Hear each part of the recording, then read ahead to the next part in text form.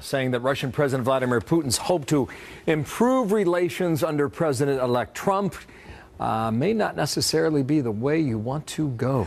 Ralph Peters, Fox News strategic analyst. Ralph, how you doing? Good day to you. I want to read for you Bill. now part of McCain's statement. Quote, "We should place as much faith in such statements as any other made by a former KGB agent who has plunged his country into tyranny, murdered his political opponents, invaded his neighbors, threatened America's allies, and attempted to undermine America's elections," end quotes. Apparently that came out of some sort of conversation that the president-elect had with Vladimir Putin the other day. What do you think's moving here and what we need to understand about the changing dynamic of this relationship? Well, the first thing is thank God for John McCain, because he is 100% right on this issue. The president-elect has had a blind spot, an inexplicable blind spot when it comes to Putin. He keeps praising him. And Bill, we have just seen Putin over the last two administrations humiliate two American presidents, Bush and Obama, who thought they could deal with him. And Putin's now getting ready to devour a third. And so we all wish the new president well. We're all Americans to root against him. You think devour? Yeah, I mean, Putin is so good. He is brilliant, and Putin is never going to be our friend. He is our implacable enemy. He defines himself by his hatred of America. And Bill, Putin wants three things. He wants sanctions relief and to have his aggression legitimized. He wants the destruction of NATO. And he wants the influence of the United States around the world to be diminished. He wants us humiliated. And don't underestimate this guy. Yeah, I get and it, I need to know why the president is saying it. You're suggesting before Trump even takes the oath of office that he's going to get rolled by this guy. We don't know that.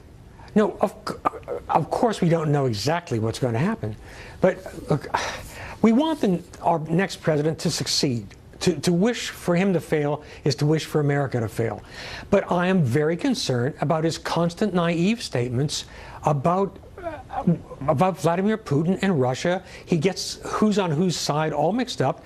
And frankly, it seems to me that Vladimir Putin has some hold over him, over President-elect Trump, that none of us understand yet, and I am very worried about it. Okay, we'll see how this relationship plays out. Apparently they agree that U.S. relations, I think the word they used the other day, were unsatisfactory.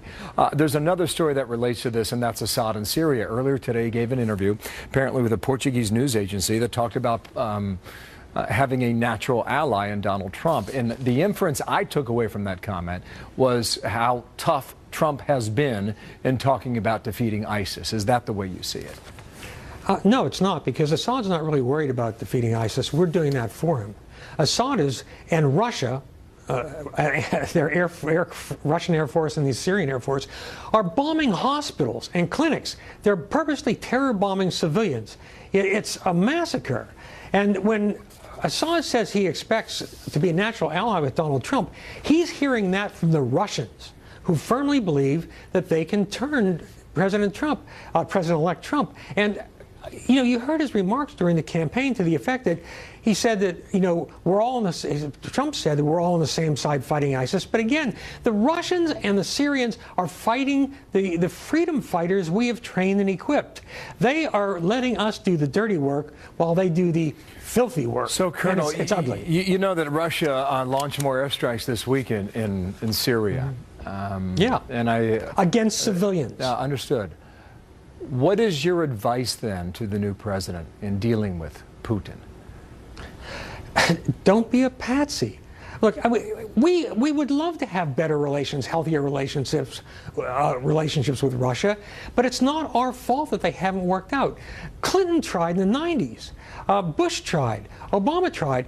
The Russians have been the ones that always make a mess on the floor. I mean, it's not our fault. And President-elect Trump needs to listen to people outside of his narrow circle, outside of those who have ties to Russia.